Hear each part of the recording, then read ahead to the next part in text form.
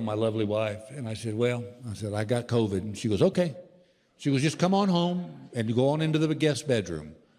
Oh, yeah, she's not giving up the master. Are you kidding? And so I got home, and y'all, I was just freaking out because I had heard all the horror stories, people losing their taste and their smell, and sadly, some people died from it. So I'm waiting for the COVID wave just to come crashing down on me. I got to tell you something. That first night I was back at the house, I slept the whole night. Not once was I awakened by my wife snoring. And I love her to death, but this woman can throw down some snoring. I'm not talking little kitten purring. I'm talking Night of the Walking Dead. This is what I would try to go to sleep to every night too.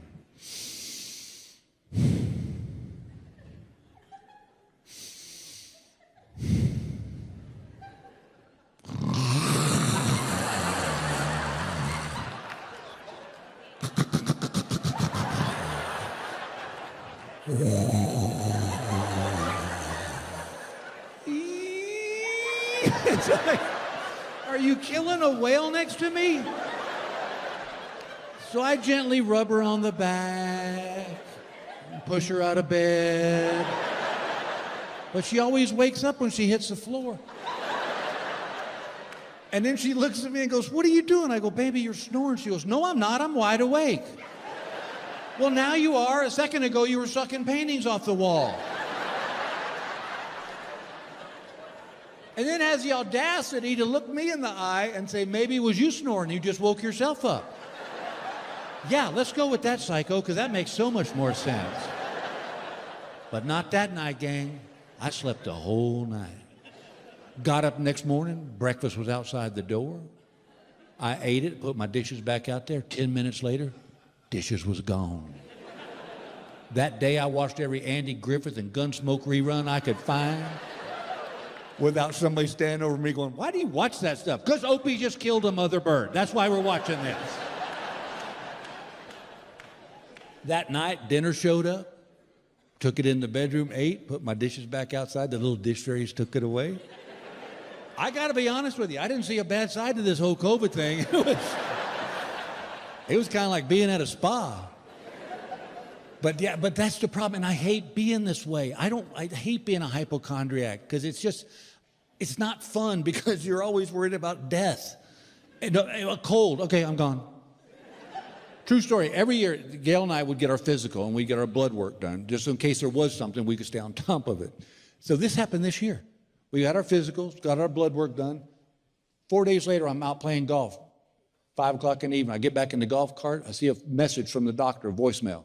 And this is what it said. You need to call us as soon as possible. What the hell does that mean? I'll tell you what it means. I'm dying. That's what it means. I don't know what the addiction is. I hate knowing that. And we all are that way. Have you ever lost your cell phone? Oh my God. It's like a family member passed away. People bring over casseroles or so sorry.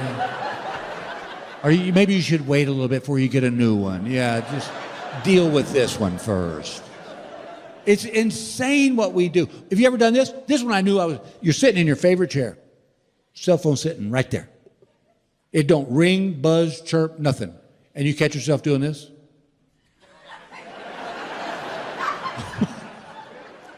What are we looking for? We'd have heard it ring. I'd be willing to bet you a significant amount of cash that before cell phones, not once did you ever walk over to the wall phone and go,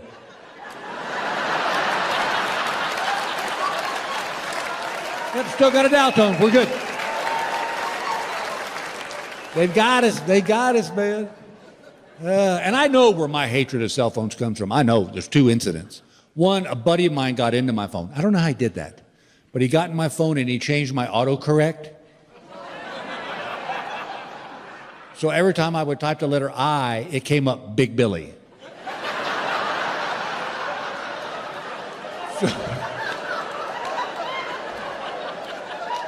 So if I text you and said, hey, can I stop by your house later? It came out, hey, can Big Billy stop by your house later? And then you'd read it and go, what a jackass. Who calls himself Big Billy? And then I'd see it and text you back and go, look, I don't really call myself Big Billy. But then that came out, look, Big Billy really didn't call himself Big Billy.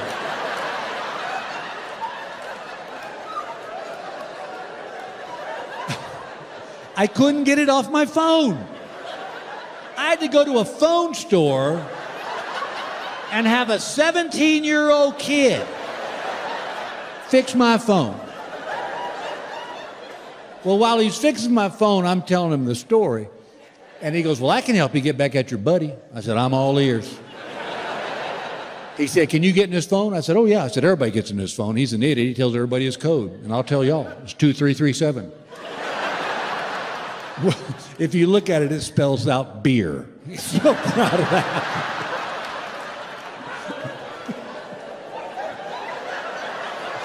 Now, don't think for 1 second there's not somebody in this theater going, you know what, that's not too damn bad, actually. So he said, look, I can teach you how to change his auto signature on his emails. And I said, done.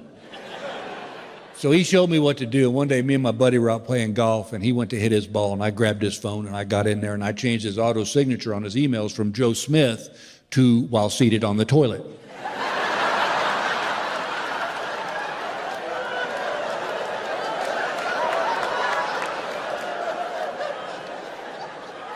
Well, about a week went by.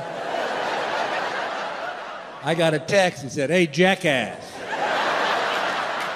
He said, not everybody's a paid comedian. He said, in case you've forgotten, I'm a financial advisor.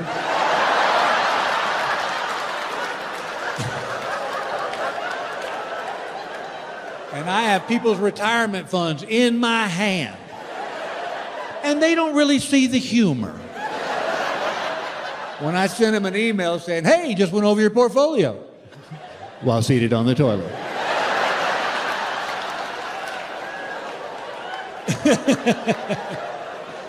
So I texted him back and said, well, Big Billy apologizes.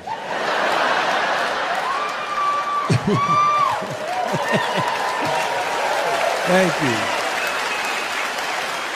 you. The other one, and this one was awkward. Gail and I were getting new cell phones, and I said, baby, you're going to have to set these up because I'll screw it up. She goes, no worry, I got it.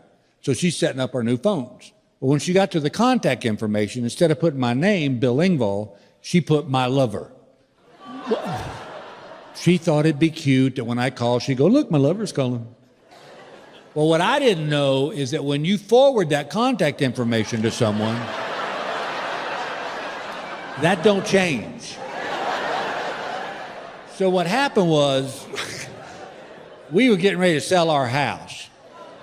And we discovered there was some mold in the crawl space of the basement. So Gail said, look, I found this mold guy, you deal with him. I'm like, done, I'm all over it. So I called the mold guy. He comes out, sprays the basement. Well, we sold the house, and the couple that bought the house discovered there was still some mold in the crawl space of our basement. So I called the mold guy back.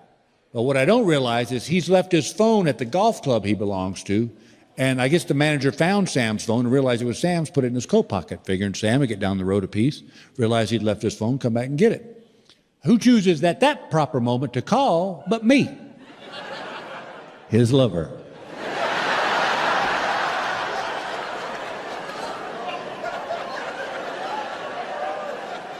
I called Sam's phone, and I guess the club manager looked at it and it said, my lover, and he goes, well, hello, Phyllis. I said, who's Phyllis? Big pause. He goes, oh, I'm sorry. He said, I just assumed this was Sam's wife.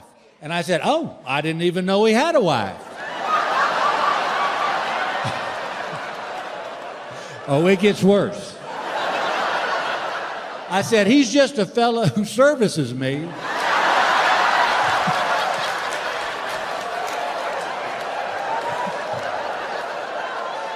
It is crickets on the other end of the line. This guy is so flustered, he can't even put a sentence together. He's like, well, would you like to leave a message? Now realize I don't know. It says my lover on the phone. So I said, yeah, just tell him I need him back in my crawl space ASAP.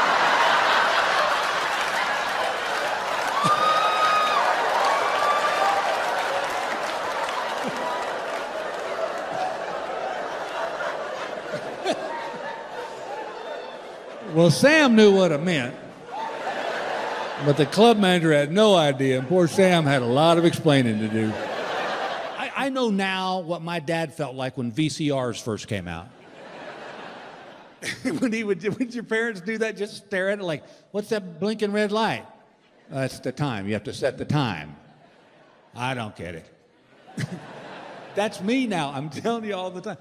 Like a buddy of mine called me. I was in this football pool, and he was the head of it, and he said, I'm going to Venmo you your money. I said, what? What the hell's Venmo? He goes, that's how I'm going to send you your money. I go, you might as well burn it because I have no idea how to get it. So I don't understand this stuff. The only technology that I really like, and it's amazing to me, is Uber. It's insane. It's magical. I could be anywhere in the world. I can call my wife. 10 minutes later, a car picks me up and takes me to where I want to go, and the guy doesn't ask me for money.